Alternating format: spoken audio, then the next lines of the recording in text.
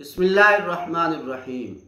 अहम तरीन मसला कि रोज़े की हालत में किसी खातून को अगर पीरियड्स स्टार्ट हो जाते हैं, मेंसेस शुरू हो जाते हैं, तो उसके लिए क्या हुक्म है। या इसी तरह अगर कोई औरत पहले से पीरियड्स में थी, हैज़ में थी, और अब वो दिन के वक्त किसी वक्त पाक हो जाती है, तो उसके लिए क्या हुक्म है। तो ये दोनों जुदा जुदा मसले हैं और शरीयत में जुदा जुदा हुक्म है।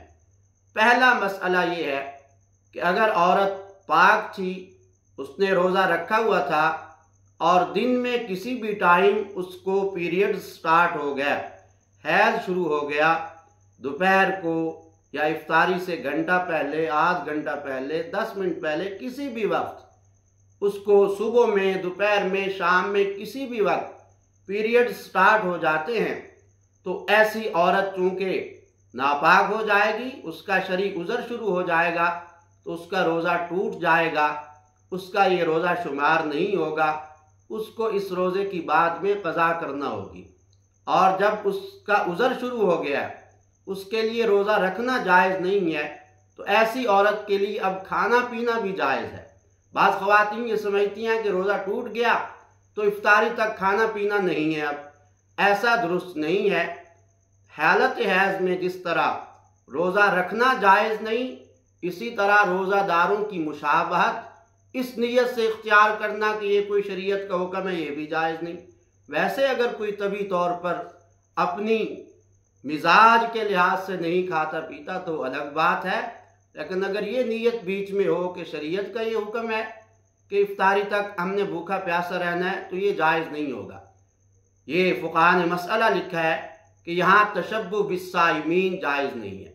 दूसरा मसला कि अगर औरत पहले से पीरियड्स में थी, हैज़ में थी, और दिन में किसी वक्त वो पाक हो जाती है, तो अब उसका वो जो शरई उज़र था वो ख़त्म हो गया है, अब वो पाक हो गई है, अब वो रोज़े की अहल हो गई है, अब उसमें रोज़े की सलाहियत हो गई है, अब उसके लिए रोज़ा रखना जायज़ है। लेकिन चूँकि दिन के वक्त पाक हुई है, सहरी के वक्त तो पाक नहीं थी जब रोज़ा रखना था, इसलिए उसका ये रोज़ा शुमार नहीं होगा। लेकिन चूँकि उज़र ख़त्म हो गया है, इसलिए आप इस औरत के लिए बकिया दिन खाना पीना भी जायज़ नहीं है, बल्कि ये इफ्तार के वक्त तक रोज़ादारों की मुशाबहत इख्तियार करते हुए इसके लिए भूखा और प्यासा रहना वाजिब है। तो ये दो अहम मसले अच्छी तरह समझ लेने चाहिए और उसके मुताबिक अमल करना चाहिए। हक़ ताला समझने की तौफ़ीक़ अता फ़रमाएँ। व आख़िरु दावाना अनिल हम्दुलिल्लाहि रब्बिल आलमीन।